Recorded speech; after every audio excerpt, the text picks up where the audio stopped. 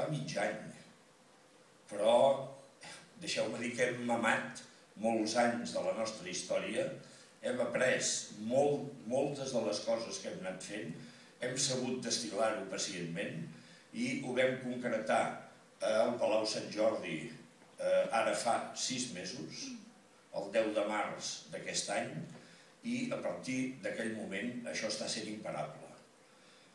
Oficialment vam començar de zero, però avui són més de 300 assemblees territorials constituïdes, són més de 500 els municipis d'aquest país que s'han declarat, que s'han apuntat a l'Associació de Municipis per la Independència, una entitat germana de l'Assemblea Nacional Catalana que persegueix exactament els mateixos objectius i que treballem colze a colze per aconseguir que el més aviat possible tinguem un estat propi. Aquest 11 de setembre marcarà el punt d'inflexió i n'heu d'estar ben convençuts. Quan vam començar a fer els primers actes semblants als d'avui, explicàvem que el nostre full de ruta preveia que l'11 de setembre del 2014 seríem independents. Quan jo deia això i veia les cares, perquè tinc el privilegi de veure les cares dels que esteu a baix, la majoria somreia. Jo soc de Sant Boi i quan a vegades el presentador deia Pere Pugès, a Sant Boi, no sé què, i jo quan veia somriure la gent deia, clar, deuen saber que a Sant Boi se sap, hi ha un manicomi, i aquest s'ha escapat. Perquè ens està dient una cosa que no ens la creiem.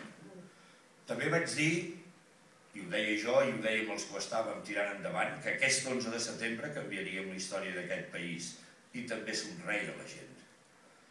Dèiem, farem la manifestació més gran que ha vist mai aquest país i ningú s'ho creia. Almenys molta gent ho dubtava. Avui, quan fem actes d'aquests i a vegades s'agafa el format de fer un debat després, la primera pregunta sol ser i per què hem de trigar tant? Que no ho tenim prou clar. Si ja ho sabem que no ens volen.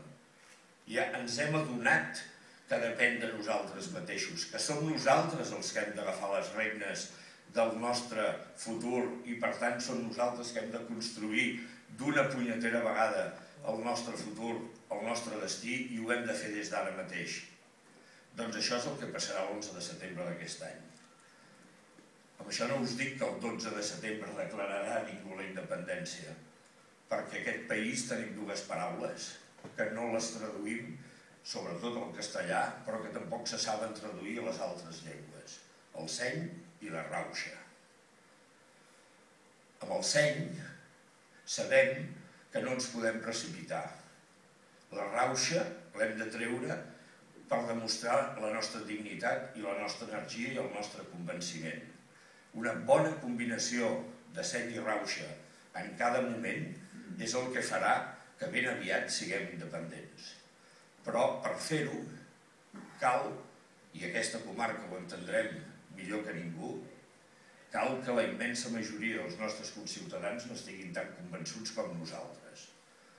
A vegades faig actes d'aquests i hi ha gent com l'Oriol Grau, el Palomino aquell de les orelles de la televisió, és a Tarragona, i l'Oriol diu, mireu, a Tarragona, quan es van fer les consultes, va votar tanta gent, érem un cens de tant, a cada ciutadà de Tarragona que va anar a votar a favor, ens toquen convèncer a 19 persones. Si ho fem, hem guanyat. I jo dic, és que al Baix Llobregat els números, si fa no fa, són els mateixos. Si no són 19, són 14. Aquí ens toca encara fer molta feina, perquè no hem de declarar la independència sense el convenciment que tots els que vivim en aquest país hi seguirem vivint cada cop més dignament, podrem guanyar-nos la vida treballant com sempre hem fet i decidir